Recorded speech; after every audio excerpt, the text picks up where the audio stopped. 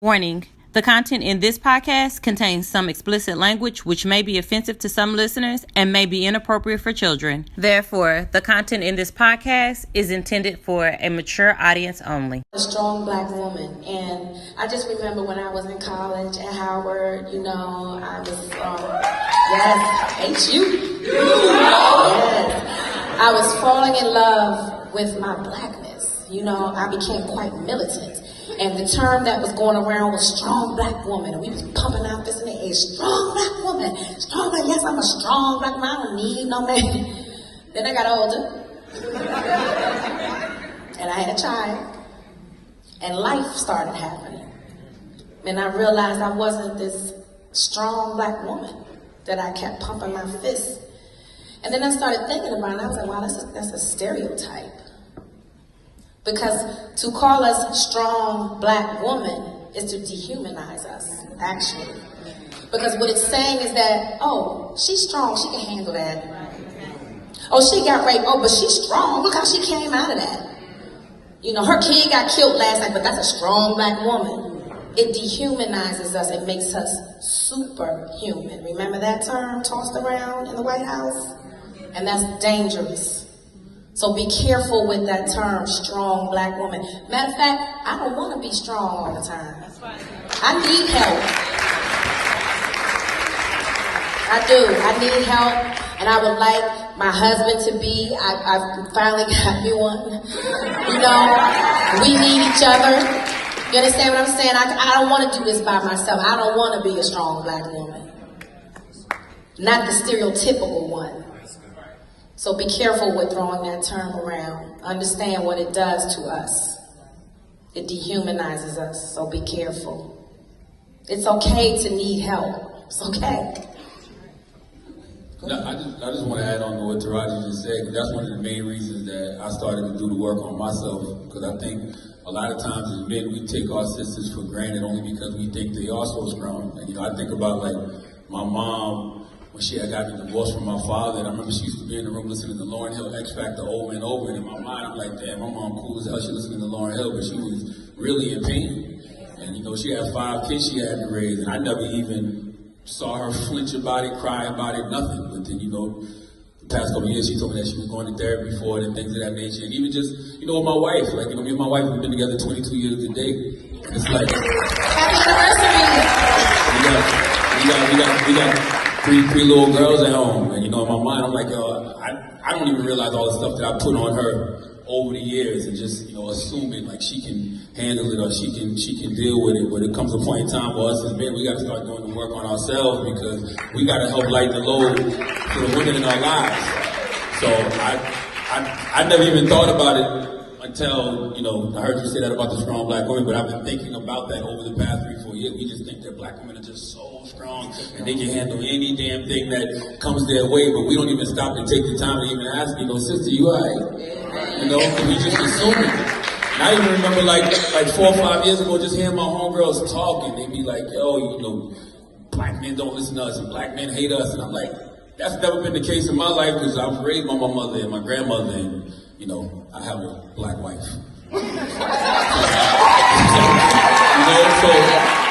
So for me, the sisters have always been the strongest people in my life, but you never stop to think, what is your mother going through? What is your grandmother going through? What is your significant other going through? So I would just encourage all the brothers in the room, man, go do the work on yourself, go get some therapy, go get some healing on yourself, just so we can lighten the load for our sisters. So, when did you fall in love with hip-hop?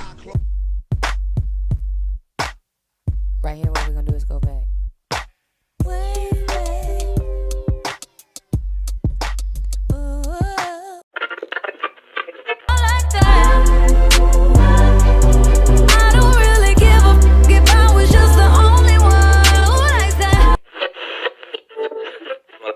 This is Smoking Tea. This is Capri. This is Dante. And this is Mika. And we have a guest with us today. You want to introduce yourself? Oh, sure. B. Smith. We've warmed up already. Yeah, we're really happy to have her today. We talked about everything. We've had some really good conversation. We have. So, we are back. I'm not feeling well, so I'm going to fall back a little bit today. You can fall back. I don't feel well either. Look, we both got sick on the cruise, so we both trying to get over it. Both of us So you like guys had have sore lag? throats. Yeah, had sore throats. and I don't know what congestion. this is. It's congestion. Chest was burning. Throat was burning. I was coughing. I'm much better today, but I just still don't feel like 100%. Yesterday I was in bed all day. That's good. Changing climate, sometimes you just your body's got to adjust. So. Yeah, I was confused. I'm like, how am I sick out here and it's nothing but water? Like, I'm on the ocean. Like, how am I sick? Your body like, where the dry dirt Couldn't is? say Right. anything. Your body's like, where's the red dirt? Right. I didn't know if it was like allergies going on. I didn't know. So, Yeah. wasn't good. But yeah. So, we enjoyed ourselves. We're back to real life now. Real life. I go back to work tomorrow. Me too. I thought about calling in. Would that be wrong? I took off Thursday, and then we left Friday, and then I was like, man, I done had the whole weekend, but I thought about calling in today. I mean, And tomorrow. I didn't even have the whole weekend. I got up Friday morning. Javion had football camp for SWASU. And yesterday, Jaden had pictures. She had to have her makeup done at 8 o'clock. So I had to be up at 6. Ew. So no weekend rest at all. Yeah, I thought about calling in tomorrow too, because I'm not supposed to. Naya has a college tour from 9 in the morning. Legend's supposed to be at a basketball camp, but at 9, I think I'm stretching myself too much. I realized that too. I think I am stretching myself too mama much. stretch. So, right. So we might have to figure something else out. He may not be able to go to the camp, but he's supposed to be going to Young Achievers this week. So either way, it'll be okay. But yeah, I thought about it. I was like, I don't know that I'm going to make it. I'm supposed to go in tomorrow afternoon, but I don't think I'm going to make it. Sounds like a call in to me. I think Yeah. both of y'all should call in.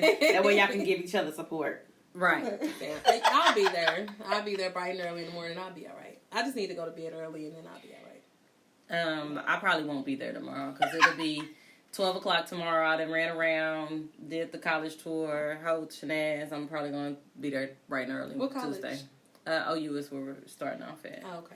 So we're just doing, I just made her call and just schedule a bunch of tours. I was like, you need to schedule some tours so you can see some colleges, see some universities. And see around what the it looks city. like before. Because, I went to OU and we didn't go, do a tour. You know, I guess back in the 90s, they just didn't do that.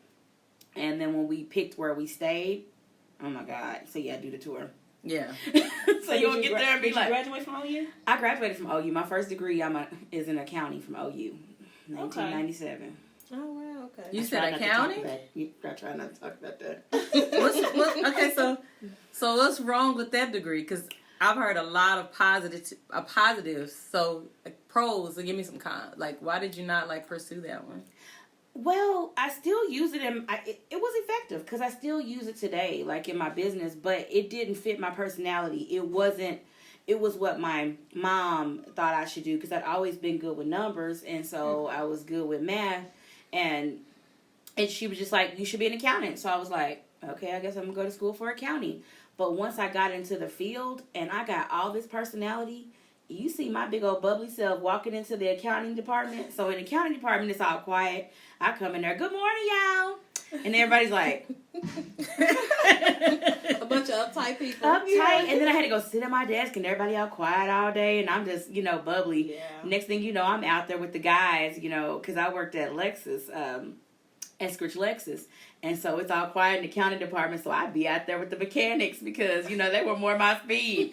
And so I loved the way they treated me. I loved the job, but it just wasn't for me. I could do it, but I should have pursued what I wanted to pursue. How long did you do that? Oh my God, a couple of years. Oh, okay. And then I was a single parent. So, with accounting, it does afford you a good living. It was enough to pay my bills and take care of my son. And, and working for Lexus, you always have a nice car. So it was good to me. I'm not going to say that it was bad. I'm very grateful. I still have relationships with Mr. Eskridge.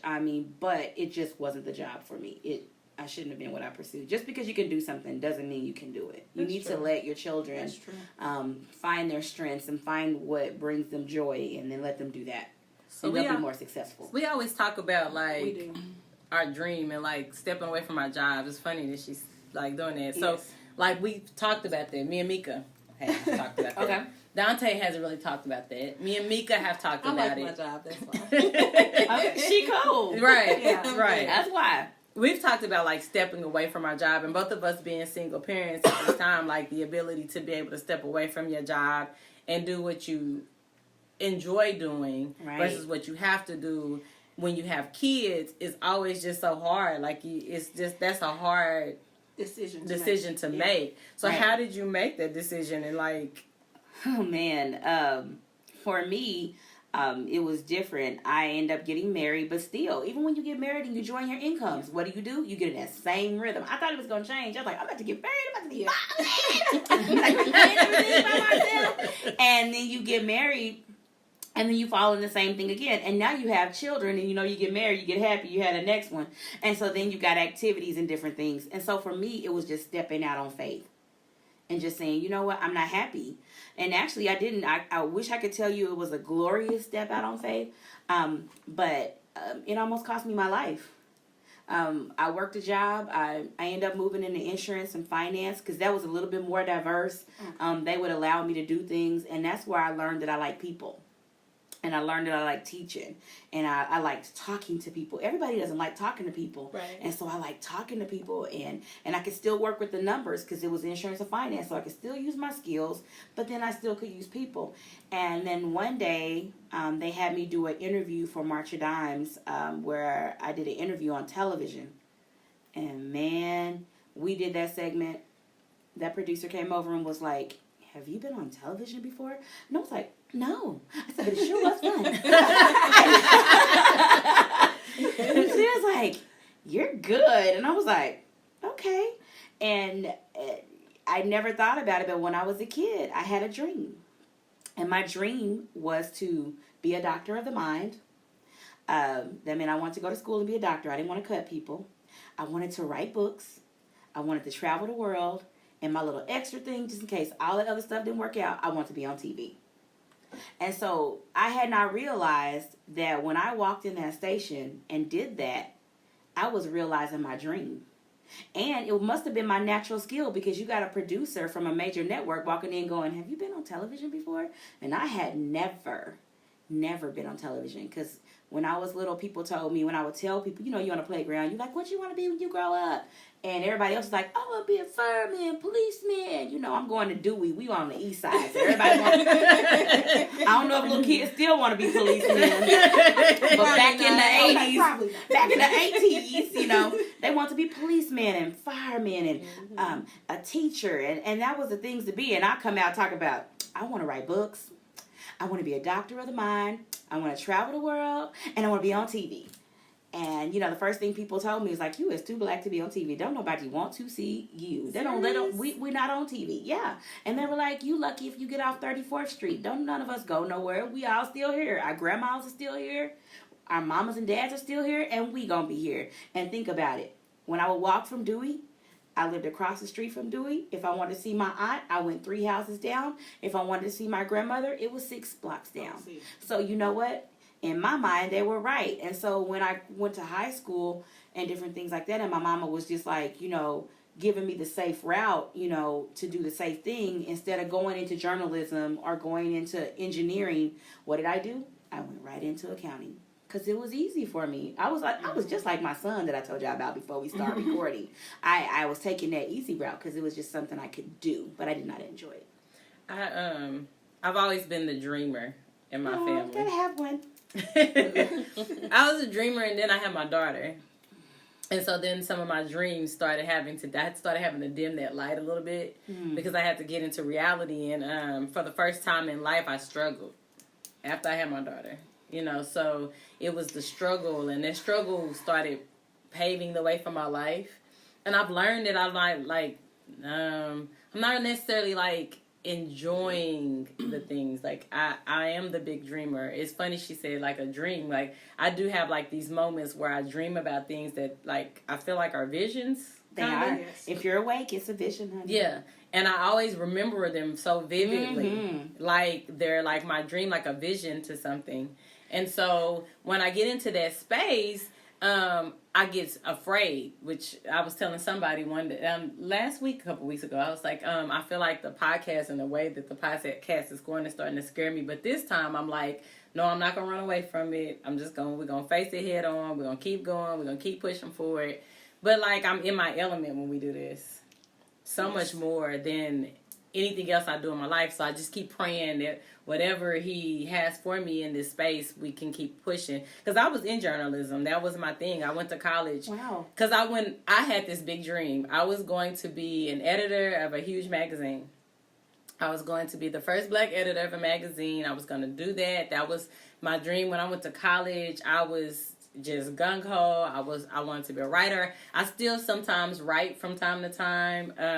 Not as much as I used to, but I was going to be a writer. And then I had my daughter, and then I was just like, okay, so I have to now provide a meal for this kid. And so then I had to just take whatever was available. And I didn't always have the easier path. Like, I get it. It was, I wasn't all the way out of college, and I had this misconstrued notion that you could get a good job without a degree. Mika figured it out. Yeah. I didn't figure that. But everybody don't. But they was kind of They was kind of feeding us some Kool-Aid to try to keep some of us out because they knew they could pay us less, but we didn't know that yet. Yes, right. I learned that the hard way. So I had at one point in time, I started getting so hungry for this degree because I was like, I gotta get it. I had 4 jobs. Oh wow! I was literally getting up in the morning at like 6 in the morning, going to work, going to school, going back to work, going back to school, going back to work. I was only seeing my baby when I was putting her to bed. And so it was crazy because I started realizing, like, I don't know how much of this I need, but I remember sitting in one of my journalism classes because I was like, I'm chasing this degree. And I was sitting there and this man said, you're going to be broke. You're going to start off broke, but, you know, you'll get there. And in my mind, I was thinking I'm already broke. I can't be broken in this, bro. It's not helping. Right. At this point, I can't be broken in this. Broken in this. So did that deter you from doing it? It did. Okay, because he said you're going to be broke. Yeah. And then he was honest with you about the cost that it was going to cost you. Yeah. And instead of saying, you know, dream and at that point, I just couldn't dream anymore. Like I wasn't there. But when you have a kid, the dynamics are different. Everything changes when you have a kid because you have reality is real. Yeah, real. No, it's like real. I mean, when real. it's just you can be broke because you could, you know, I can, you know, maybe sleep here and maybe, you know, eat a meal here and there or whatever. When you got another person to feed, that's different. I mean, you got to, you know. Yeah, like reality sets in. I couldn't afford to dream. Dang, I'm doing write that down. I mean, I'm working 4 jobs already at this point. I'm going to work. I mean, I'm about to be broke. I'm still going to be broke. Yeah, like, I'm going to have to change this. How dare you be real with me, sir? How dare you? I was like, let me go ahead and reconsider some things. I'm going to go back to the drawing board. But people don't realize what they say to people really affects them. You know, some in a positive way, some in a negative. So, like what you said about 34th Street, you know, people saying, you know, all of us live here and we're going to be here just like our mamas and grandmas and aunts and all that stuff. And a lot of people really think that mentally. And they could have easily gave up. They stay exactly where they're at. But like you said, you had a vision. And when you have a bigger vision, you know that you want more. But it did shape my mentality for a long time, though. Yeah. I was trapped in that mentality. But you went to college, though. Yeah, a lot of people don't even I had to get out the house. I went to college simply there was a reason. It was my kids. I'm like, I gotta go. So you have a lot of hats. You got mother, wife, author, motivational speaker, teacher. How do you manage? Yeah. Manage. Oh man. The thing that I learned is before I started living my dream, I seemed to have the hardest time balancing. When I was doing what was supposed to be the easy road, it seemed like I was just out of whack. But, you know, since, you know, surviving, you know, what I've been through and living my dream, I seem to wear those hats quite well. It's like when you do what the universe is giving you to do, when you do what your assignment is, the universe makes provision. And I'm also a publisher. I don't advertise, but I get sent. God sends me my clients, and I'm able to help. So I am a writer of books. Not only am I just a writer of books, I'm a publisher of books. See, when I was a kid, I thought I was just going to write them all. But I was like, no, you're going to help other people write theirs and help them bring their stories to life. And so I just believe that he gives me balance. And when I say yes to something or when I say no to something, it's a balance. I can't say yes to everything and live in balance, right? I got to spend time with my family. I got to spend time with myself. I just believe when you truly follow your dreams, God makes a way out of no way. And that's so scary. It's the most balanced. It's the scariest thing. But you have to have faith. But it's the most. It's the most balance I've ever had in my life. How is that? Right. I mean, it's scary. It's scary because you step out and you're like, God, I don't know. Like, if I take this first step and I just quit my job and I just say, today is the day. I'm done. I can't do this anymore. How do I provide for my kids? Like, that's always been my biggest fear. And it's probably my biggest fear because I have been on this before. Like, right. I've been at the bottom before, and so I've always just fought not to go back down that way. Like, you know what I always think of is that picture where it says, God, you know, where the girl is hanging on to the little bear, and she wants to keep her little bear, but God has a big bear behind him, and it's like, just give me the little bear, and I have something bigger for you. That's what that reminds me of. And it's for me, it's always really scary. That's so scary to me. And I have to pray about that because I'm like, God, just help me release the control of, like, having control. I feel like I have control. But I tell people all the time, I really feel trapped in my job. Like, I feel like there's nowhere else for me to go. I can't. Start telling God you want to get up out of there because that's what happened with me. He will make a way. I'll tell you what. And I'm not going to tell you I just quit my job and walked away.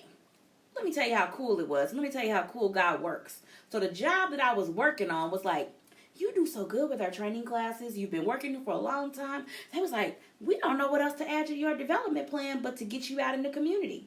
They was like, since you like to teach, we got a college that's opening up down the street, and we're going to send some employees there. Since you have a master's, why don't you go down there and see if you can teach there? So, you know, it's part of my development plan because I love my job. I'm like you. I got to pay for my stuff. So I'm like, let me go down the street and see what's going on.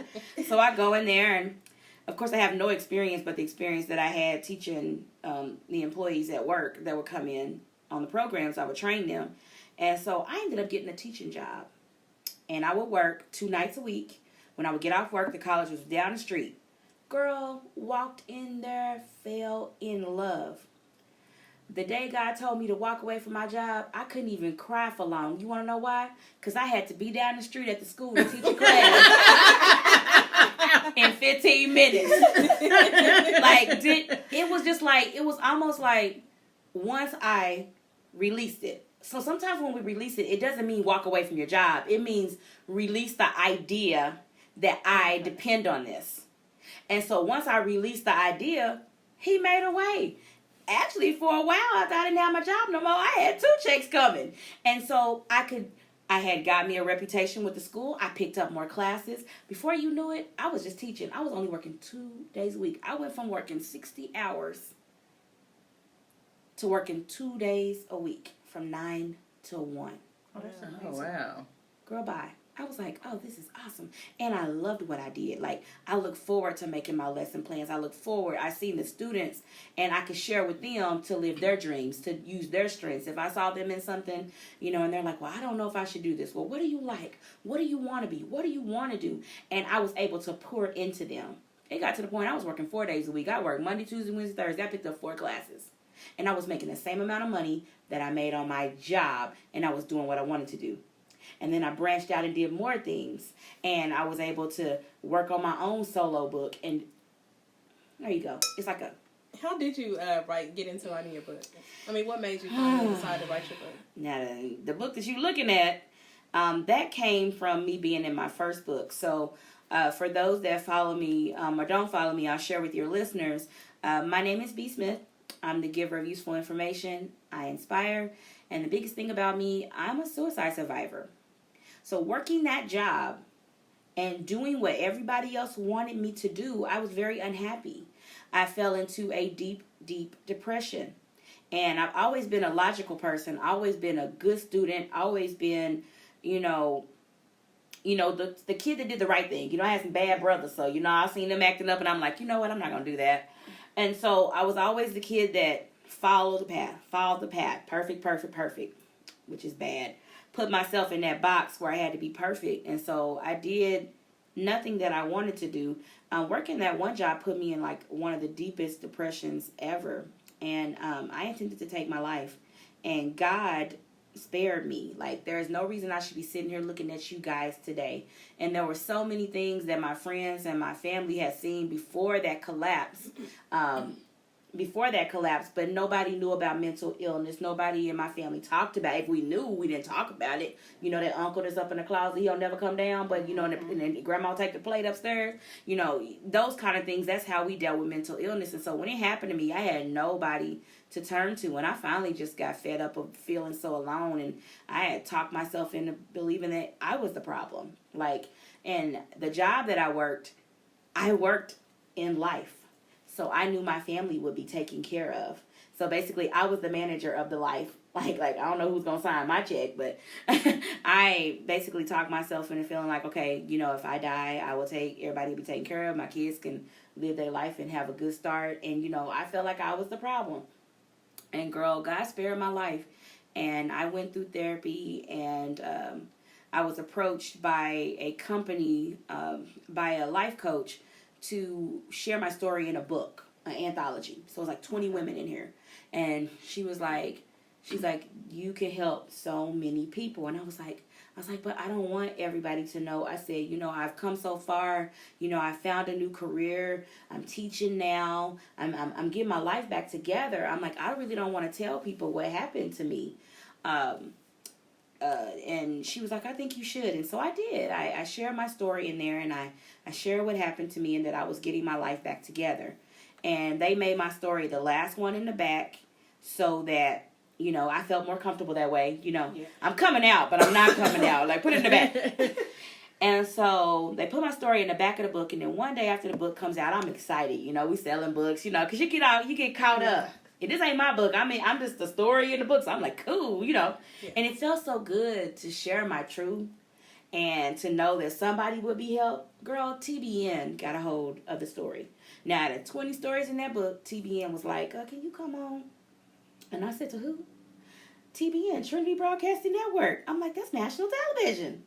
And so I ended up going on Trinity Broadcasting Network and interviewing and talking about my story of suicide and surviving and coming back and you know, not even then was I an advocate. That was probably the day that I became an advocate, because right at the end of the show, the pastor, the host, he grabs my hand and he asked me to pray for people that are suffering from mental illness and suicidal thoughts and someone that may be hurting. And so on national television, I'm holding hands with this man, this host, and I'm praying for people. Wow.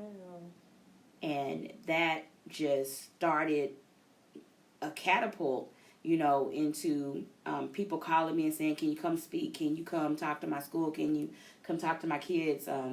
And the more I began to talk, I noticed that it started repairing relationships. I had family members that were angry with me because they didn't see me for months and months, and they didn't realize that I was sick.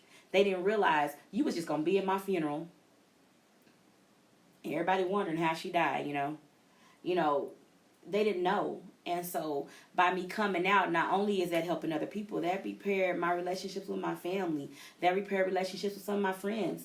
Can you imagine somebody being angry with you for something that you couldn't even help? You just needed help. So what, I mean, like, if I was your friend, what would be, like, the warning sign? Like, what am I supposed to look for as your friend? First of all, I quit coming around. Just quit coming around. If they are not interested, especially me, because I was the life of the party. And so, you know, if that person just stops coming around, you start seeing they're not interested in the things they used to do, you know, you might want to check on them. You know, check on them. You know, are you okay? What's going on? And I think sometimes as women, we get mad. We like, oh, she funny, Duddy? Okay.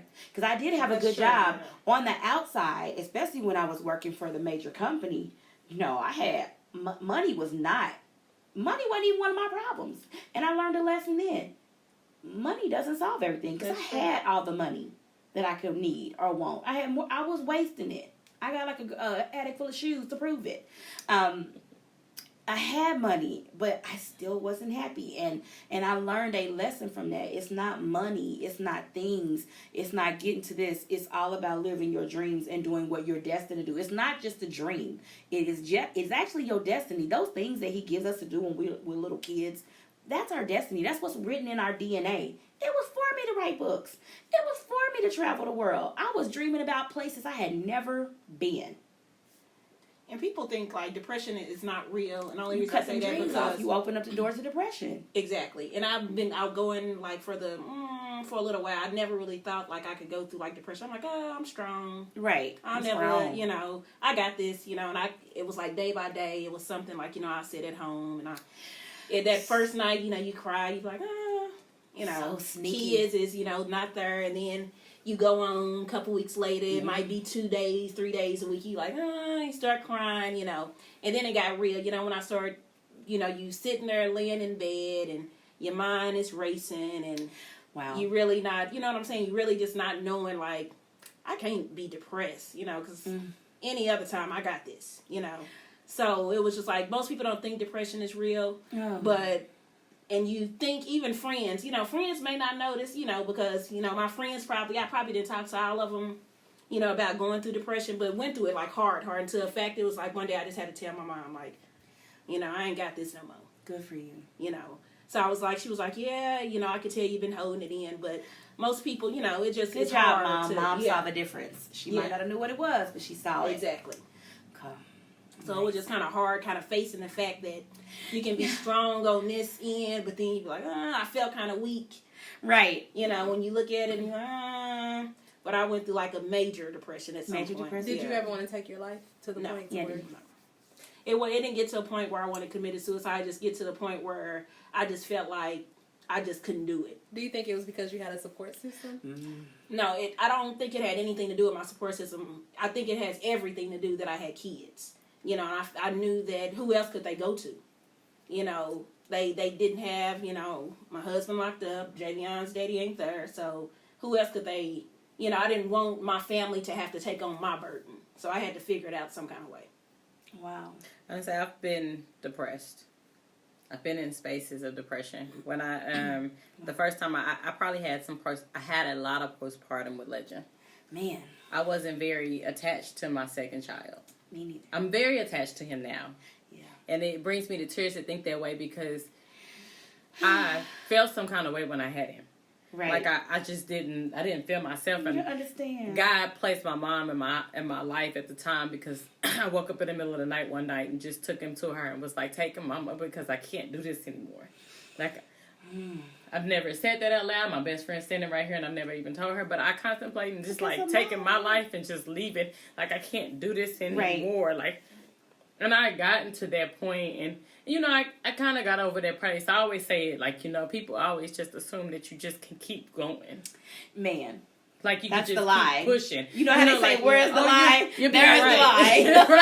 right. We found you it, just for keep real. pushing and it's fine. And, you're strong. And especially when they see a stronger out in exterior. Right. They think that your interior is just fine and there's nothing Interior is wrong. broken. And you're just so broken. And that was the first time I ever, just was like, I can't do this anymore.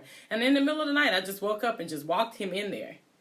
In my hands and said, Mama, take him or I'm going to hurt him. Like, I don't know what else to do. That was strength for you to do that. Both of y'all had strength. That was strength. Like, I don't know what else I'm going to do with him. Like, he's crying. And he's been my more challenging child. That's what Mika says, all the time. Capri, how do you do it? It's just been y'all God. Connecting. You and him are reconnecting. Yeah, that's my baby. Like, and I that's love what I'm going him through with my son. probably Just deeper than I have ever loved my daughter. And I hate to say that out loud, but I learned that there's a difference in... It's a difference in love. Yeah, it's a difference in love when you're with your kids. And They're I different had to people. learn to love him in a deeper way because he was so challenging for me.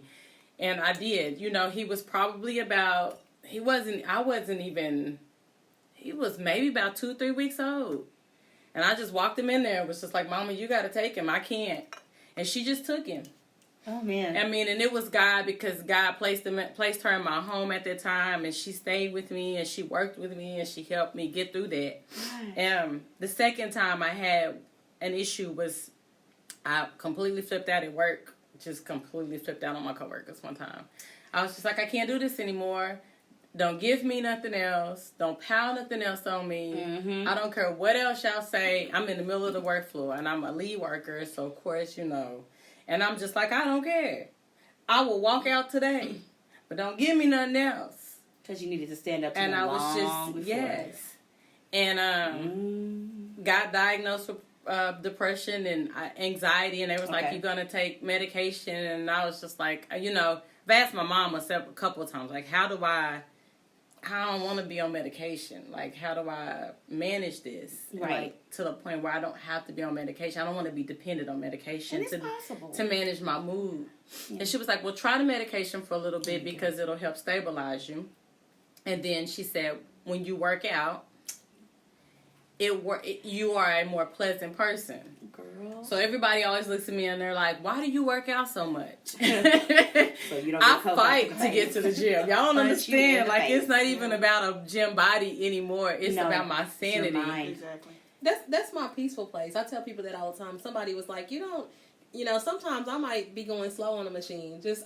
I'm just there. But I'm enjoying it. It's like, it's my me time. It's my peace. It's a stress reliever for me. Okay. And I love it. If I look I'm up one of these armpits, you gonna quit talking to me. I got my time. Leave me alone. I feel you. Yeah, I had to learn. And so they always tease me because they're like, you're running for, this or that or the other. No, but I'm running for my mental health. There are weeks Running for your when life. I'm like, when I get there and I'm like, I have to get to the gym. I don't care if it's for 30 minutes. Sometimes I'm only there for the 20-minute run that I've done. But because it helps me release, I have to do it. That's what the medicine does. It goes in and regulates. So why not use something natural? I feel you. You was running for your life and you found a natural way for you to deal with yourself. And scientifically, it helps your blood pressure. Going back to my diagnosis of major depressive disorder, a lot of different chemical things that happen. So just like when I had my second son, was not connected. My husband was basically Mr. Mom. God made a way where we worked different shifts where he could, because my poor son, I just wasn't connected to him. And I remember going to the doctor crying, like, I love my child, but I just, like, it would get to the point where he wouldn't even, I think when you're agitated, babies can kind of tell. And so he just gravitated to his dad. And I think that made me feel more rejected. Yeah. So when you're like, how can you attempt suicide? Well, I felt rejected. Like, I'm feeling rejected by my husband, which was just all totally mental health, and I'm feeling rejected by my baby. My own baby don't want to fool with me. And then I have a child with special needs, so he was a little bit detached because that's just, he was just happy. He was in a bubble, He's like, do you have food? Do you have somewhere for me to sleep? And so that, just like Shamika said, it went from one day. I feel like I'm a part of all of y'all because it went from one day, then it went to 2 days. We had gotten to the point where my family basically knew when Mama gets off work, I'm gonna cook dinner. I had enough gas to cook dinner. Pillar of strength at work because I'm running the whole department, right? Yeah. I got that. I was almost perfect. I think I freaked people out because it's like when you're depressed, you're high functioning. And I would get home, I would cook dinner, and they knew I was going in the room and to cut the light off. To this day, my family still, my husband sometimes will leave the room and cut the light off. But I had my family programmed. We were keeping that secret to let me be in the dark. And I would be in the dark until it was time to get up and go back to work. And I would put on my work face and I would go out and I would work my behind off, did an honest, good day's work. And I would come home, I'd cook my family dinner, and I'd go to bed. So did your husband ever catch any of the signs? He did, but I don't think we knew what to do. And it even got to the point where we went to counseling and we went to the church and we sat down with them. And that's when they told us, they kind of made us feel like, my prayer life wasn't right. What was I not doing? And then, like, when I went to church, people would, like, go to the other. And I'm not trying to put nobody out there bad. This is what really happened to me. People start going, like, I came into church that next Sunday. And you feel good after you talk to somebody, right? You're like, okay, well, we got it out. And then people start treating me different. I'm like, see, I shouldn't have told nobody. Exactly. Right. And I'm like, and then that's when I drew into myself. And that's Treat when... you different how? Like, I came into church, and they would go to the other end of the church. Like, just, how people see you don't want food with you. Yeah. How you know that person you don't want to really food with. So you just kind of slide to the other side. And so they kind of did that. And in a depressed person, Like in a regular person, you like, well, bye then, boo. Exactly. Nobody care. You go Right. sit with your own girls. But to a depressed person, that's magnified, like, because they already feeling like they not enough. They already feeling like don't nobody like them and they're not worthy. So when you do that, it's like times 10. Yeah. It's everything's magnified. I ain't gonna, it's not that they being, that's where extra should have came from. When in a depressed mind, everything is magnified and you just feed that fear and that anxiety. And so when I saw that, needless to say, it was only 1 or 2 people, but it was people that I really looked up to and I really felt safe when I talked to them. And so for them to treat me different, now I know that they probably just didn't know what to do or what to say. And so that's why I don't think they avoided me. I think stigma sometimes is rooted in ignorance. They just didn't know what to say or how to deal with it. And so they just avoided it. I'm not saying that's an excuse. So how should somebody deal with somebody that's going through depression? I believe if your parishioners come to you and you don't know how to deal with it, then you need to find a counselor or counseling agency or something, a Christian counselor to refer your parishioners to. Don't just leave them. Leave them at the altar, but leave them with some resources, okay? So after you put the blessed oil on them and get them up, okay, this is the person I want you to contact. A lot of times you try to keep stuff in your church. It's the same sickness that we have in our house. What happens in this house stays in this house. We have God has people. There are people out there that are licensed professionals that can help. Do y'all understand? I was a storybook depression person and had somebody with clinical knowledge talk to me just once. They would have been like, oh, okay, well, she just needs to get some blood work. She needs to get this. Duh, but nobody knew. And so that's why my passion is to go into those places. I love little churches. I will go in there and talk to them because I see myself, as that girl. I love talking to youth groups because I believe I was depressed when I was a child. I believe it was always there. Those rooted feelings, all they do is grow and grow and grow.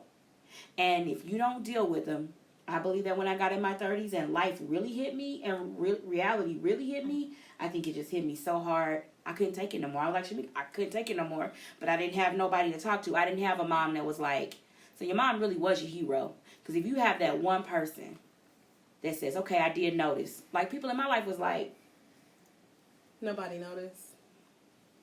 And I think that's why we got to care about the people that's in our life. And when you see something that ain't right, we get so, I don't know why we get so angry. Get so angry.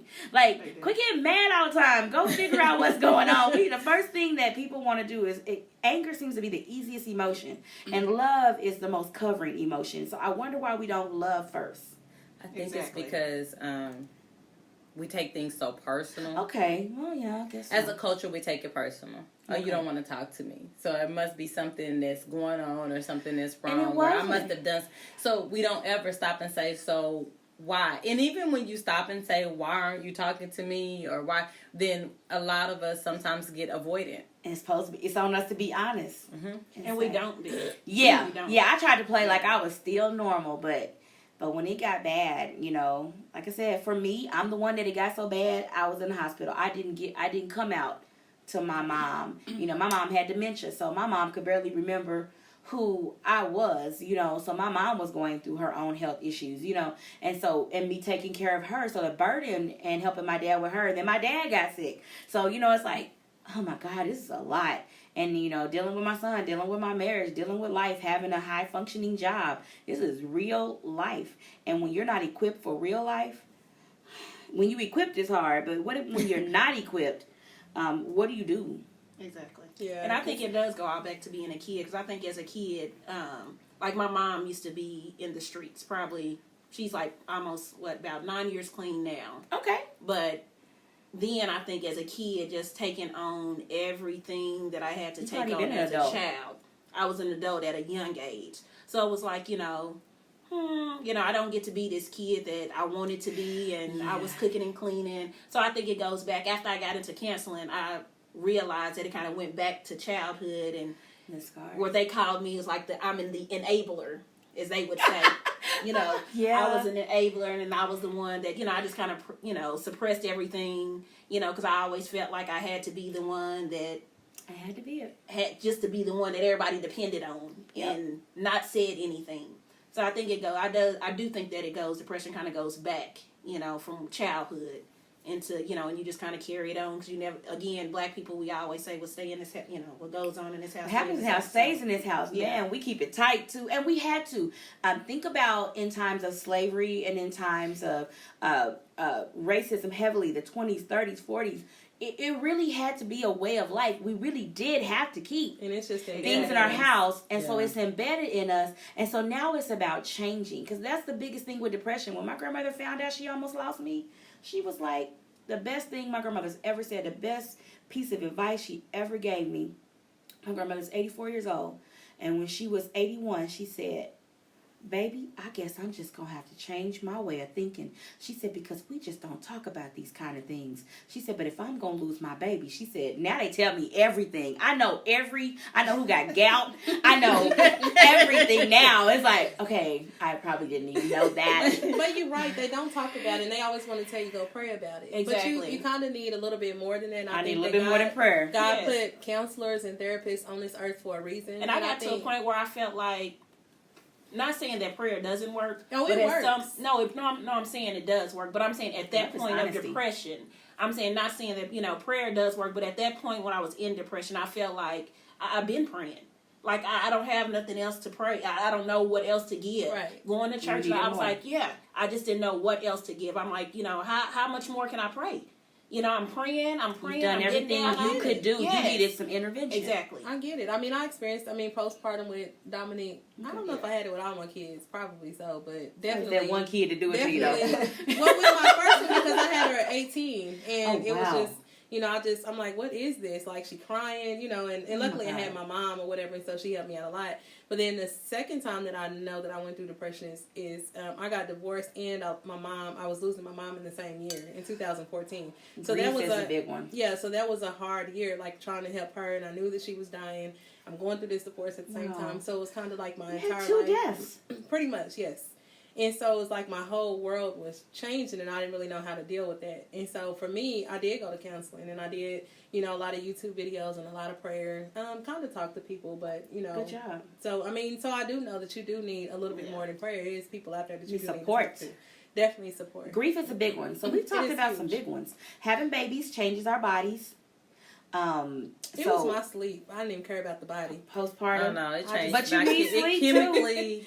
It chemically changed something in me. Like, your hormones, girl. Yeah, I wasn't getting sleep, but I love sleep, and that's why. I know it sounds bad, but I love sleep just that much to where I'm like, oh my God, I just want to go to sleep. She took the one thing. That baby took the one thing from you. Yes. Was that a she? See, I don't know. So she took the one thing from you that you prize most, and so you were like, oh no. What was I fussing about on the You cruise? took my body day. The bed, because I needed sleep. But you know, in depression, when I did go to counseling, that's one of the questions they asked on a day-to-day basis, like how much sleep did you get? Because sleep is a part of, you know, how much sleep you get is kind of determining your depression. So every day when I was going to this counselor, it was basically like you had to list like every day, like how many hours of sleep did you get? Yeah. I didn't. I probably got too much sleep. Okay, that's another symptom. That's another symptom. So for me, like, I was like you.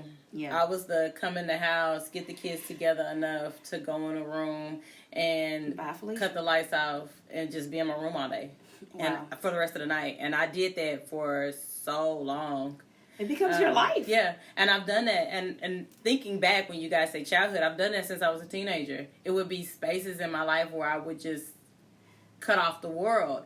And it was just, you know, nobody ever asked. Yeah. You were dealing with some and nobody ever kind of asked, trauma. like, well, what's wrong or is anything wrong? I just would go in my room, pitch black. I would cut off my lights, close my door, and I would do that every day. Protecting yourself. And I would get to a point where I would be like, okay, I can come out now.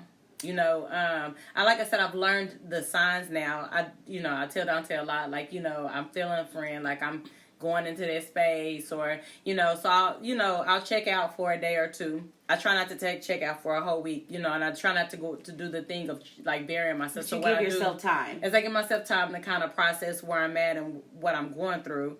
And I try to reach out to people that know me. Got a safe crew. Yeah, to say, hey, this is where I'm at. But I'm like Mika, like I had gotten to a point in probably in like the last year or so where like I was just like, I know I'm praying, Right. Like, God, I know you hear me. I know I'm praying. Oh, I'm praying hard, and I know exactly. right, what you're saying, right, 'cause I like prayed like hard. knee pads. But Like, what Lord, I'm else? gonna need Like, you. you know, like, God, there's got to be something else. Like, I feel like I'm praying, but clearly I'm not doing something else. Like, there's some. Yeah, we keep I, like, blaming ourselves. Yeah, like, what am I not doing? like, what am I not Yeah. doing here? Am like, I not praying right? Am I not Right. saying the right prayer? Hey, one of Right. the old ladies told me that you ain't Do I need praying to right. reword No, it? they will Right. say that. And I had I an old lady get tell me that. you must not be praying And, right. I, and I girl. got You to a need get point where I was specific. so ashamed, like in church wise, like I wouldn't go down and ask for prayer because you know you did become Yeah. the person that's you know Always you know, at that the person altar, always like, at the down altar. here She again. what she down here for now. So like judgy. I stopped doing that after my 20s because I was like I don't See, I want to just went be for altar call. You know, right. Like I don't never want to. I don't want to be the lady that you know.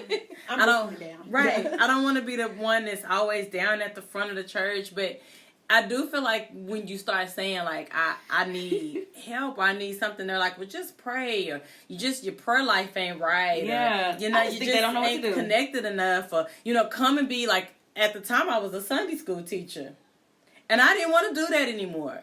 And then I would go and tell them like I'm not okay. I don't feel like I'm giving into That was these the key kids. word. I'm not okay. I'm not giving it to these kids where I don't have this passion. Like I started off and I was running, I was studying all week, and then I got to the point I was like, I'm not giving enough to these kids. Like y'all keep having me come every Sunday, and I don't even care to You study. didn't feel no passion for it. I don't. Yeah, I get You were here. losing interest in what you normally Normally love to do. Which Yes. is the first basic symptom that Yes. you are going into. And I was So like, what- I just don't want to do this anymore. So what are some other symptoms? Because like right now, I feel like there's a lot of teens that are attempting suicide or committing suicide. And as a parent, like what is something that we should look for? Because I mean, I can say the kid being locked up in a room, but like my daughter, for example, she's always up in her room and always on her phone. Which is her a door teen closed. thing, kind of, right? And so I don't. So that's not And it's normal more, to me. it's becoming more common now for kids to commit suicide, even Exactly. at younger ages. Exactly. Yeah. I'm glad y'all touched on this because I want to talk about that. The rise in teens comes from, you remember when we were little, our bully used to beat us up, right? You took a beat down, you win. You know, you got laughed at, you went home, your mama probably beat you down too because you didn't win. But what I notice with teens is your bullies never leave you. And then when your bully get done with you, everything's online and you have a new bully that pick up. Oh, well, they're done with you, but I ain't. And they pick it up. So you and think it's these, social media? some of it is social media. They don't get a break. And then they do the same thing that adults do. They kind of internalize it and they start saying, well, you know, your young mind, you're very impressionable. And so any insecurities that you have about yourself, if somebody says that to you, let's just be real. The chubby kid probably is a little chubby. Right? So they always say stereotypes and things come from a real place. And so you look at yourself and maybe you don't look like your friend. Or maybe your friend is just real thin. And you look at her and then you compare yourself and you're like, well, okay, well, what is wrong with me? You know, for me, when I was a child, they called me tar baby and called me black and said, you know, you so dark. Anybody want to watch you on TV? You so black. You know, I can't even see you unless you smile at night. You know, just different stuff like that. And those kind of things, you keep them in your brain. And so teens, you got these Instagram models with these enhanced bodies that I don't even know how you gonna get them unless you go to the doctor. And they want to be these unrealistic expectations of beauty, this unrealistic expectation of what a man or a boy should be. And so they've got these people that they look up to, and they're trying to be something that's almost not real. And so they have that, and then there's societal pressures. It's just a lot more pressure on teens these days. They're doing a lot of things a lot earlier than we did. So you see suicide in, 20s, 30s, 40s, but for Oklahoma, it is the second leading cause of death for people 15 to 34. Wow. And so I spend a lot of my time researching and advocating because I want to get to the root cause. One of the biggest things I see in the younger ages from 10 to 14 is a lot of bullying. If your child is withdrawing more than usual, because a teen need their time. They don't want to fool with us all the time. So a little bit of me time is normal. They want to be on social media. But if you see them on there too much, you see them withdrawing, and we can build our kids up. I don't think we're so broken. Some of us are so broken, we still getting built up. How are we building up our kids if we broke? And so I have to make sure I take time to build up my sons and tell them who they are, and tell my niece, you're beautiful just the way you are. As a matter of fact, she got a mirror in her room, my eyes, my lips, my hair. So when you go out in the world, because everybody going to tell you what you're not, you know, on a consistent basis. And so we as parents and communities have to consistently keep building these kids up, because this world, social media just allows more people access to us. It's not just the neighborhood bully anymore. It's not just the one girl that didn't like you. It's not, remember the Hoe Busters? Y'all might be too young for them. What are they called? They was called the Hoe Busters. If you had long hair, you was light skinned, you was pretty, the Hoe Busters was coming for you, because they was gonna take that pretty face off your face. And so I just think about so many things in society that comes against. And you thought it was just unattractive people that got attacked. What about attractive people get attacked? And so we just have a society that's just. I just say we just don't love each other, and we don't look out for each other and build these kids up. I don't understand how kids have low self-esteem at 12, but they do. You know, I'm in the classroom with children on a daily basis, and they're already picking themselves apart. And so if it's for suicide with that, I see a lot of bullying is a big thing. So we as adults can help. When our child tells us somebody messing with them, we need to be an advocate. If our child is messing with somebody, we need to be an advocate. We need to be an advocate on both sides of the fence and explain to our children what their behavior is doing, and be advocates and don't step back. And when administrators step back, as parents, we need to come in even further and be our child's champion. Kids need a hero. You know, if you ever got time, watch the TED Talk by Rita Pearson. It says every child needs a hero, and everybody needs somebody that's gonna stand up for us. You know, maybe it's not our parents. Maybe your parent is out in the street. Maybe your parent is working 2 and 3 jobs and you never see them. And so I think we live in a society where kids, not that parents don't want to be good parents, but if your parent is constantly working to put food in your mouth and put a roof over your head, you're not getting that love and that balance and that reassurance of who you are. And so when you go outside and somebody tell you what you're not, what message are you going to accept? And so these kids are accepting a lot of messages. What did you say about bullying? Remember, you had the issue of bullying, and you said you had to go through different steps? Yes. So my daughter actually got in trouble for bullying, and the little girl said that she was going to go commit suicide. Oh, no. Yes. Okay. So, we had a talk, and then we had to go in with administration to have a talk. And basically now is the point where, you have a talk with administration, but you go through steps where they have to take you to the next step where you have to take them to get counseling. But it's certain steps now that through the schools administration now, since bullying is such a big thing, that you have to kind of go through certain steps, in the school system now to try to see where it's coming from, basically. Because a child may not know they're bullying. People been playing the dozen since we were little. Exactly. And we that's have all to it make was. and we have to make them aware. But then you could be bullying someone that's going through trauma at home. Yeah, So it's not just the talked bullying. I like to be full spectrum with it. It's not just the bullying, but you could be bullying a child that already has trauma at home. Exactly. Or trauma elsewhere. And so for me, I had trauma at home. So when other people came against me, it just built onto that trauma and sent me where I wanted to go. So it's not a one-sided kind of thing. It's a factor. Yes. I consider it a factor. So you said suicide in Oklahoma is between 15 and 34. How old were you?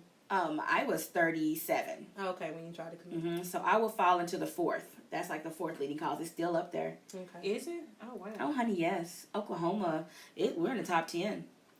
And we've gotten better. So every 12 hours in the state of Oklahoma, someone dies by suicide. Oh, wow. So today we will have lost 2 Oklahomans by their own hands. Oh, wow. Wow. I did not know that. I didn't either. It used to be 11 hours, but we improved the hour. Okay. So it was like kind of 2 and almost another person, but now it's 2 people. So we, through advocacy, we have been getting better. And in the African American community, please don't think that it's not us, because we are some of the highest numbers. Our African American males, I love prison reform, and I love the activists that are activists for prison reform and different things like that. But for me, my mission, I'm reforming for our black men that are dying by suicide. So I know that Between the ages of 15 and 34. So this is somebody's young father, somebody's son. Right. And then when you get into the 35 to 54, it's Black women.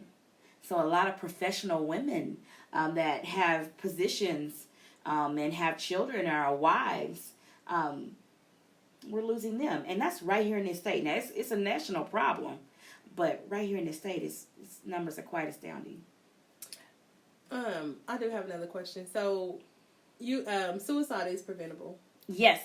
It's definitely preventable. But what do you feel like? What would have helped you before you done it? Man, I mean, and it seems so or tried simple. to do it, I should say. I just feel like if someone would have knew the signs and directed us in the right direction, if I would have just had one person tell me, you know what, I understand what you're feeling, and then explain to me what's going on with me so that I could know how to help myself.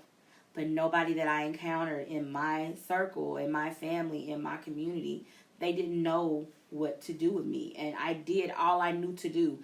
In our culture, we go to the church, we go to our family, we go to grandma, we go to where we know to get help. And that's why I like to get into these places and say, yes, grandma love you, but grandma don't have all the answers. But if grandma could send you here, they can help you. If I would have just had one person say they understood what I was feeling, because I'm thinking I'm going bonkers. I'm like, why do I want to die every day? And I opened up to a couple of people, and when I did, I was shamed because they made me feel like it was something wrong with me. And so then I just internalized it, and I just shut down. But when you opened up, if they would have told you where to go and gave you some resources, I would have went because I wanted to know why I wanted to die every day. Like, why am I going to the refrigerator to get a glass of juice? And it's like, kill yourself. And I have to be that blunt about it because that is how that people think when people commit suicide or die by suicide, I have to say it properly, that they're being selfish. They want that voice to go away. They want that pain to go away. You are constantly being tormented day and night with these thoughts, and you just want them to stop. And then and you're probably not being yourself at work. You know, I think I begin to unravel more and more towards the end. And people see you and they judge you instead of going and getting you some help. If I was an alcoholic and I came in reeking of Hennessy, you would send me to AA. But if I come into work, I come in smelling like I've been in the tweeds, and I'm moving a little slow that day, you're going to send me to rehab. But if I come in and I'm not myself and I'm not functioning properly, you're not going to try to give me no help for my brain because obviously something in my mind is not right. And there's something not right. And I want to get it to the point where we get help for people that are addicted to drugs, for people that have alcoholism issues, because I feel like with mental illness, we're the same way. We're not available. If you're on drugs, you're not available to your family. If you're if you're suffering from alcoholism, you're not available to your family. Mental illness, you're not available. You're not there. I'm still reconnecting with my kids. So how did when you came out to your kids about... Oh, that was hard. So how were you able to actually even bring that to them? So I was in the facility for a while, and I think the hardest discussion, my younger son was so young that he doesn't really realize it, but he finally asked me last year. He went to an event with me, and on the way home, he finally asked. But the most difficult conversation was with my oldest, who was very well aware of everything.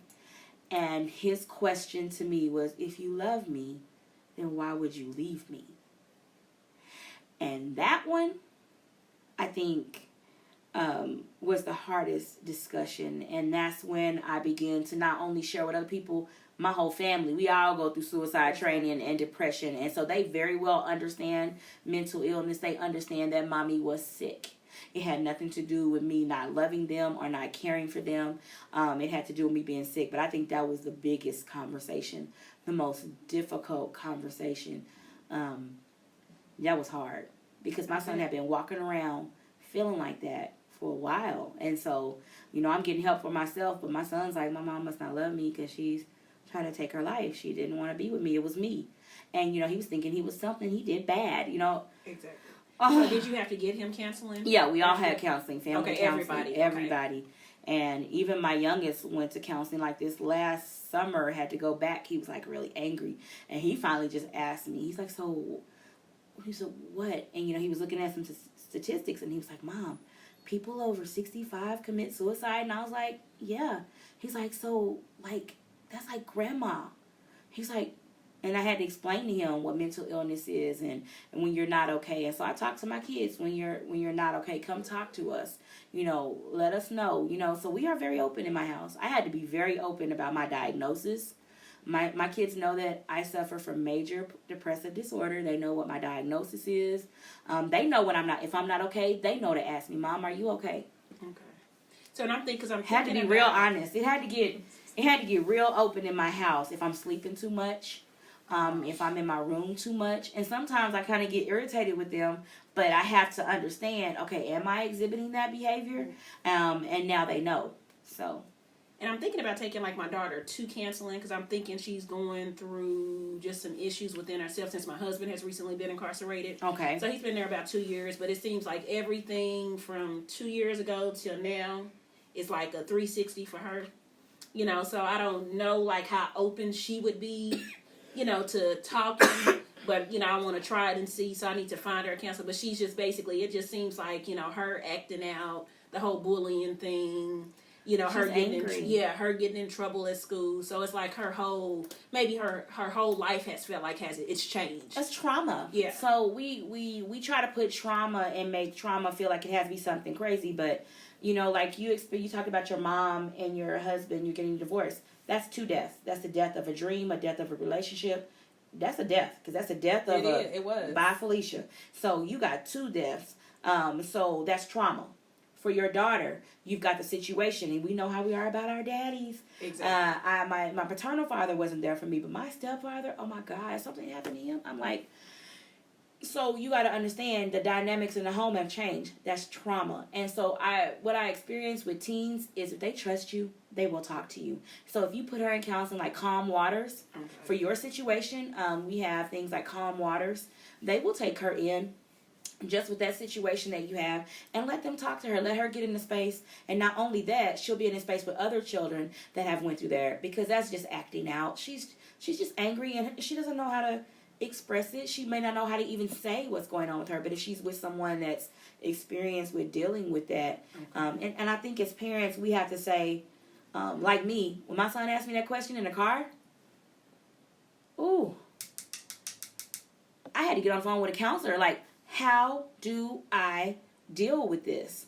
And I believe that changed the trajectory of my son's life. He is doing so well, but had I not took the time and said, okay, I can't handle this by myself, I got to give this to somebody else that's a professional. Counseling was the best thing that ever. I don't know what they talk about unless he wants to share it with me. I just feel like he needed a safe place. He needed to hear from me that I loved him and I care for him, but I think he needed to hear from someone else. Yeah, your mommy was sick. And no, it wasn't you. And no, because of course I'm going to tell him it wasn't him. Exactly. And so I think he needed to hear from someone else. So counseling, and sometimes that works when you hear it from somebody that's not biased, that don't even know you or the situation. Like, and they can't judge you. They don't know you. They can't judge you. And she's that bubbly type. So she's always, and never. It seems like you look at her and ask, nothing's ever wrong. Got your little actress. Yeah, totally. That's the one that says I'm gonna be on Broadway. That's her going. So I'm just like, but my son on the other hand, I think he needs counseling too, because he's the one. He's me totally. I don't need the help. I got this, his dad is like not in his life like he should be. And I keep thinking that he needs to go to counseling. I was telling, I think I told Dante, probably the week before we left, where he said 3 times in 1 week. Like, I think my daddy think I was a mistake. And I just don't, it was kind of like weird because he said it like 3 times in 1 week. And I'm like, why would you say that? He doesn't, he was like, yes, he does, because he's not involved, and I'm like, boy, you don't think mistake, but just him saying it, to me, just me and him, and then him saying it to, like, my mom, and then he said it to my sisters and him, I'm just like, He's thinking he's a mistake. And he's thinking there's something wrong with me, and because why is he not there for me? I share this conversation with my little brother all the time. I say, well, Daddy took care of you, but he didn't take care of me. And I always felt like, my father, then he ended up dying when I was a freshman in college. And so I never got that. And so I really had a lot of resentment towards my little brother, because I'm like, well, what was so different from me and him and the other 3 kids you took care of, but you didn't take care of me? And so your son may be dealing with some feelings of worthlessness. And it's amazing how we're kids, but we put the actions of other people. Kids take on a lot. You took on a lot. Yeah. And I still have daddy issues to this day. Yeah. So it is good, and I've never gotten counseling for it, but it is good to get counseling. Counseling for I it. think he definitely needs to talk to Because I somebody. think I tell him all the time, I'm like, you should just talk to him. Like, sit down and talk to your dad, And he always says, well, he does he has an older sister. See, He does for her, but, as soon as I call him to do something, he don't answer my phone calls. I text him, he don't return my text. And I'm like, well, talk to him. Your dad, is an easy person to talk to now. How he takes it in and how he responds maturely, I don't know if it would benefit him to actually talk to him. That's the only part that I worry about. Maybe have him talk to a counselor. Maybe that he or she can guide him. I just think he need to talk to somebody because he just need to get it out. He got some feelings. Yeah, he does. And the harder part is when people are like, talk to him, and then you talk to them and they don't receive it. Ooh. So, that's the part that because because my dad that's dad was in the streets just with my mom also, but my dad, when we actually waited until we were about, so I was probably in my 20s, but my sister and brother were like teenagers, and we actually sat down, my mom and dad, it was a whole intervention thing, yeah, we this is what we felt. We felt like y'all was never there. We felt like y'all could have did a lot of things better. Y'all could have did this. And my mom is more receptive of it, and she's like, I'm sorry. Okay. She basically, she lays out her things, and she lays out her faults in it. My dad, not so much. He's like, okay.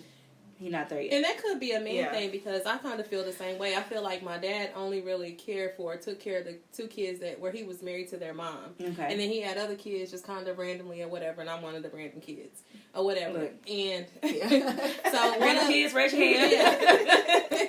So one of the other random kids had basically told him how he felt, a few years ago. I felt like he wasn't here and this and that.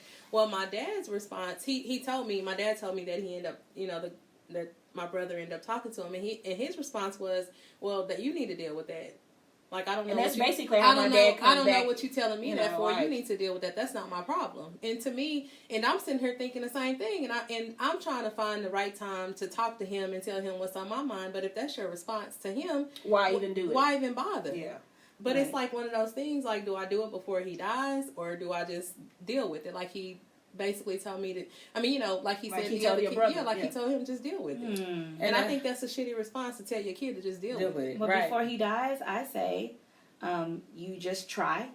So you always know that you tried. And then your dad is right to a certain extent. I know you're probably like, what? He is correct to a certain extent. How we are on the inside, it is on us. Because how many times in our lives do we have to forgive people who will never admit they were wrong? How do we move forward if we consistently hold on to that? And I'm very honest about my feelings, but at some point, my dad died. So guess what? I had to deal with it. It was on me because he's no longer here. Right. And so I had to find a way to find my worth no matter what.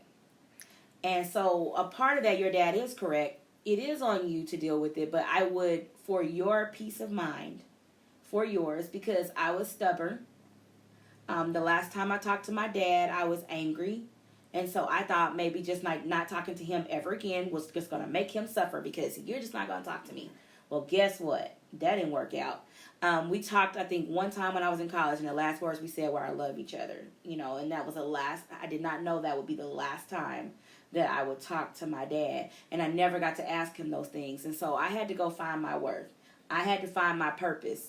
I had to stop doing everything that everybody wanted me to do. So some of it, your dad's right. You got to go get it for yourself. Right. But for your peace of mind, I would try. And if he rejects you or he does that, then you'll deal with that. If you seem like you'll deal with it. And see, I'm not the type of person where I'm not going to talk to you to make him suffer because if he calls, I answer. I call him sometime. So y'all do talk. Yeah, we have a relationship or whatever, but it's still something that's in the back of my mind. Of, you need to get why that. weren't you there like you should have been? Why were you there for them and not for me? When you should have been there for me like you were for them. I mean, that's still in the back of my mind. And so, like I said, whenever he told me, his response to my brother is kind of like, well, it's no point. So, but yeah, I mean, you're right. I do have to deal with it, which I am dealing with. So you can be okay. Because he might tell you the same thing. And be maybe I should because I'm expecting that response anyways. Or maybe he may be in a different space. Oh, yeah. In regards to where he was when it comes to your brother. Because I think that's the other part. I've had to learn a lot and just even in my journey with my dad and my stepdad and my siblings and all of the craziness in my life, is to accept people for who they are and still allow them room to grow and be different people in their lives. And so you may not be... And be real about where they're going to be. Right, and be real about where they're going to be. Mm-hmm. So you may not necessarily be the person that I thought you might have been 10 years ago today. Because I never... My stepdad... there's a span of about maybe 10 years that my stepdad didn't talk to me. Oh, wow. Just didn't talk to me. Like, I would go in his house, he would go in a different room. He just didn't talk to me. And then one Christmas, I had Legend. And Legend wasn't quite a year yet. Just one Christmas, he pulls me in a room and reads me this paragraph that he's written to me, that he's like, this is how I felt. I was hurt. This is why I was hurt. And I just didn't expect that from my dad. And he's just a completely different person, which allowed me to be, I know it was God just saying people transforming their way through me, let me work with them. And that was when I started learning that people do change, and that you can't just put people in this box and decide that whatever response you gave me 10 years ago or 2 years ago or even a month ago, you might still give me. So you may be he may be a completely different person, and you just don't know. Like I said, it completely changed. From my grandma, he wouldn't talk to my mama. Like, he came in, my stepdad is a whole different person. Girl, I don't even know who that man is. And I don't know what happened to him. I don't know where. A good one. Right, I don't know where it changed him. I don't know what transformed him, but you can go to him now and he's a completely different person than who he was in that 10-year span. And he was just really cold-hearted and really harsh. And he was that, well, I don't know what to tell you, how you feel is on you kind of person. So you just never really know. I think sometimes, like she said, we take on... And it could be the kid, too. Yeah, it could be the kid. Could have been how you approached it. And it could be the mama. Right. So our mamas are different. Because I do think a lot of men resent the women they have children with. And that shows through the kids that they have kids with. And we hate to hear that part. Not purposely, maybe. Right, not purposely, but I do think that sometimes there's some resentment. I mean, you don't really know. I know what type of person my mom was, but I don't know what type of person she was to him. Right. I really don't know that. And a lot of times kids, we always want to resent our fathers or whatever for not being there or not doing this when we really don't know the backstory behind it. And when it could have a lot to do with the mother. Right. It could. Not saying it was. Yeah, but a lot of times it does. Or sometimes it does. Because you find out later on, like in life, that talk to your daddy. Somebody, know, they saying, "Well, your mom didn't let me." Right. So you never. I tried, and she didn't. Or what if I just didn't really like your mama? True. And I really just didn't like, because I told my mom that my mom has her new guy has a baby and the daughter kind of has some resentment, and so I'm talking to my mom about therapy and my whole walk with therapy, because she's talking about some of the things he processes, and I'm like, well, has he gone through therapy? There may be some levels or some spaces in his life that he needs to process. And she talks about this child. I said, well, as hard as that may sound, some men have babies out here they didn't want. They just wanted to sleep with the girl. They didn't want the baby. They didn't. So we, and I get that as a child is hard to process, because you're like, I didn't ask to be here. Right, I did. But then your mother made a decision to keep you, even if maybe he made the decision that he didn't want you, and he had no control over that. So you still may even still be dealing with some of that resentment. And I don't think a lot of people, when we go back to that, like, we don't want to be the kid that I don't want to be the kid that you didn't want. Or that my dad didn't want, or that my mom just decided, it was either, he gave her the option, you can either go to the abortion clinic, or I'm not having anything to do with you or that kid. But some of us are a result of that. And do you think that the parents should be honest with their kid, though? Like, if there was like a... I think so. I think you do. But I think that parent also needs to, again, deal with that. I don't think a lot of mothers are honest with their kids, though. I don't think a lot of mothers are honest. I don't think a lot of fathers come back and say, look, I didn't really... But I think that fathers should also... I don't think it's an excuse to not... I don't think you're right. I think they leave it too much, and I think they also need to go to therapy and deal with their resentment. You know, I get that you resented their mother, but this child is only a product of that. But you're still missing out on someone wonderful in that process. And we talk about therapy a lot, but there's a huge stigma in the Black community on therapy. Man, therapy rocks. It does. I don't know. I mean, like, we live in a world where you can't even talk about yourself. You get a whole 45 minutes. An hour, depending on your insurance. Okay. To talk about you. And it's all about you and what you're going through. And sometimes I think we just need somebody to hear us. That, like you said, they don't know you, they can't judge you, they outside the situation, it's totally objective. I probably should have went to therapy after my mother let me know. My mother actually was honest with me. Oh, she was? She did not want me. My daddy was out there, and she was young, but she had me anyway. And so, and that reflected in a lot, you know, a lot of the way I was raised and a lot of the ways I was kind of shunned back. And I think it's just the shame. It's not just shame of mental illness. What about the shame of having a child that's from a different father than your other kids? What about the shame when Benidre has to leave for 3 months in the summer? Well, where's she going and the other kids ain't going? I mean, now that I'm an adult, Exactly. Yeah. I'm looking at it like, oh my gosh, she was dealing with some stuff. Because she was, you know, trying to make sure I knew my dad, but you gotta go back to church. Be like, she went to see her who? You know, you know. And now that I'm an adult, you know, I'm like, man, we in our community really deal with some stuff. But if we're just open about it, you know, we talk about Diddy and people be cracking on him, but you know, everybody knew who his kids was. Exactly. Everybody know who his baby mama is, and he take care of them kids. Now, is it the ideal thing? Probably not, but those kids know who they are. So I think not just the stigma of mental illness, we need to give our community just the freedom to make mistakes, and let's own these children because they are ours so that we can love them. I believe a lot of fathers would love their kids if they didn't have that stigma attached. I do too.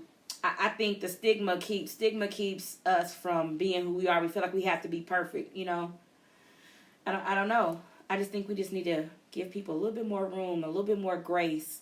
And I think we'll be just a better society all over. Give our kids more grace, not to be perfect. You know, quit pushing our kids to unreasonable expectations because we didn't meet our own. And I think, you know, we just give people grace. Give them grace. So give your dad grace. You know, I had to give my dad grace. I just wish he was alive to know. But I think he knows. You know, I look just like him. You know, you know. When I go off, my mama say I sound just like them. You know, we're a product of them, whether they want us or not. And I didn't feel worthy. I felt like my daddy didn't want me. My mama didn't want me when she was just being honest. She was 21. You know, she just got her body back from having the other kid when she was 16. And I think about what she had to be going through when she got pregnant with me. Here you are, not married, and now you coming up with another kid. I could only imagine what was going through that house.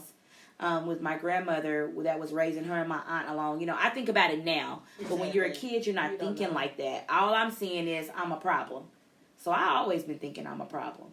So when life happens and everybody ain't going to like you, newsflash, and you're not going to be everybody's cup of tea, you go right back to that childish stuff. I'm like, okay, it's me. Dang it, I'm doing it again. And so I just think we have to reinforce the positive messages into our kids and give them grace and room to be who they want to be and give ourselves grace. And reinforce the positive messages within ourselves. In ourselves. So we can, and it'll trickle down. I'm going to go home and tell my kids they handsome today. Okay. They smart today. Look, you smart. Yeah, okay. Right. So before we leave, can you tell, you got, this is not your only book though, right? No, this is my second book. So okay, so what's the name of the first book? The first book is Fabulous New Life. That's where I come out and I talk about my story. But this book is the book that I wrote after people kept saying, after I would go places and speak, they were like, how do you keep it together? And this is like a mental health kind of Bible. Like after every chapter, there's like lines for you to put, and there's no lines.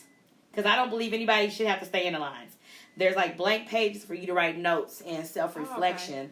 Oh, okay. It talks about forgiveness. It talks about moving forward.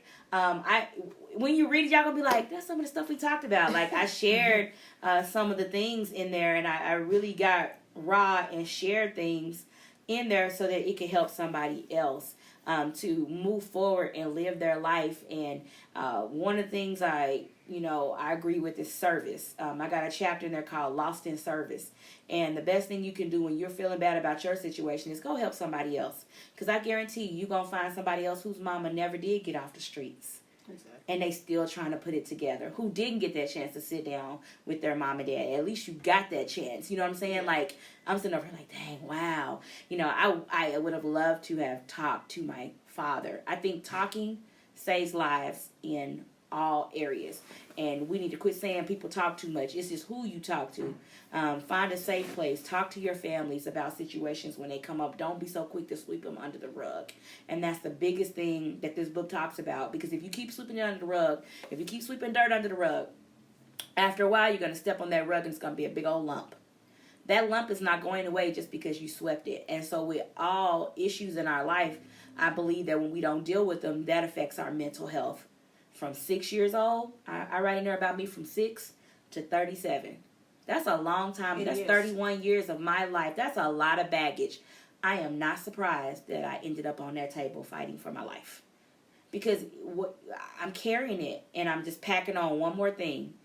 The relationship that didn't work. Getting fired from the job. Broken relationship with my friends. You know, not enough money. And you just keep packing these things on. And so, you know, what you don't deal with, it'll deal with you. And so, and that's why I wrote that book. And, you know, I wrote that book in 2017, and it's helping people. It's still, I mean, I haven't had a chance to really, I have some projects in the works, but that one is still helping people. I believe that was a God assignment. And, you know, as long as it helps people, I'll be out here talking about it. So where can they find your book? So you can find my book several places, but the best place is www.bsmith.live, and that's pretty much where it can connect you with all my social media platforms. You can order books. You know, I'm an advocate for suicide prevention and mental health, and so it's just that's my mission. What is the award you just got, B? Huh? What award? You just got an award. Oh, what man, that was... man, I'm scared when those pictures come out because I'm going to be on the pictures all crying. I'm like... they're going to be like, she might be an advocate, but ooh, she looks special looking.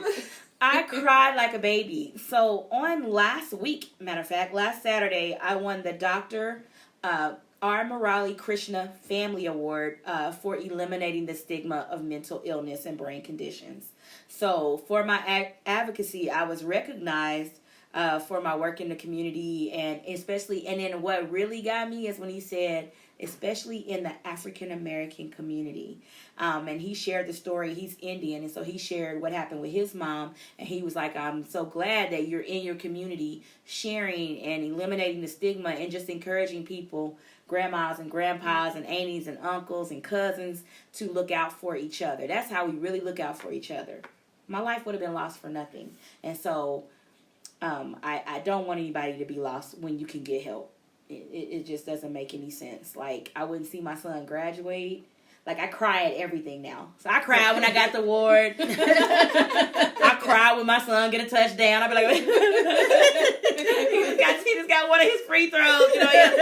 And you know, and I appreciate life so much. And so to your listeners, if you're out there and you're mainly listening to this because you're suffering from depression and suicide, maybe you're just not feeling like yourself, man, life is so amazing. It's so many ugly things and mean people and bad things. But if you really look around, there's more good things, good people, experiences. And the only way you're going to get through those bad experiences and to get to those good people is you got to keep living.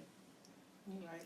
And I was so excited, girl. I was like, I told them when I was like, yeah, I'm going to inbox. I was like, y'all got to hear, you got to hear that me. Award came with a check, I was like, too. listen, you heard me, look. I was like, oh, this is new kind of award. Right. Okay. I was like, y'all gotta hear me. She's amazing. You know, I heard you speak before, and I was like, I'm gonna just ask her. I'm just ask her and see what she say. Then I'm like, if she say no, I'm like, I'm gonna ask her if she'll come on. So I'm really thankful that you came on, because when I heard you speak, I mean, you're an amazing speaker. I love. I was nervous that day. Energy. I was nervous that day because that would have been the first time that you done hung out with me. We done went on vacation together, and for you to hear that. You know, that was really an honesty part of me, yes. You know, for you to know, okay, it really was something wrong with her. It really was. Yes. So I really thank you for coming on. Oh, no problem. Really do. I'm glad you're here. This is great. Well, thank you. Podcast. Well, thank you. We appreciate you coming on. You guys know you can catch us. We are on with a new episode every Sunday on SoundCloud and YouTube. It's Mocha Tea Podcast. Every Monday and Friday, we'll have. I'm sorry. Y'all know I'm not. You gave us a disclaimer in the beginning. I did. Spotify and Anchor also. Just click the link on our bios. It's a Linktree link in our bios. It'll give you every option to be able to listen to us, and we continue to keep sharing that whenever we share our new post. And those are also options. You can listen to us every day of the week, Sunday through Saturday, back over to Sunday again. But we do release a new episode every Sunday. We are on Seattle Hip Hop Radio now, Monday through Friday. I don't know what time you will be playing us Tuesday, Wednesday, and Thursday, but I do know for sure Monday and Friday is 9 a.m. Central Standard Time, so I am going to assume that. However, you guys can listen to his platform 24 hours a day, 7 days a week. So we should be on there at any time. He's going to start replaying some of the episodes, so just be on the lookout for that. You guys, we are on Instagram, Mocha Tea _podcast. We are on Facebook and Twitter, Mocha Tea Podcast. We have our Gmail account, which is mochatea2018@gmail.com. And I'm about to lose it. I'm giving so much. I'm running out of breath. I'm sorry, y'all. Let me take a deep breath. And I'm trying not to cough in the middle. You guys, thank you for your support. Thank you for always being there to listen. Thank you for your kind words. We just appreciate it. And we are out.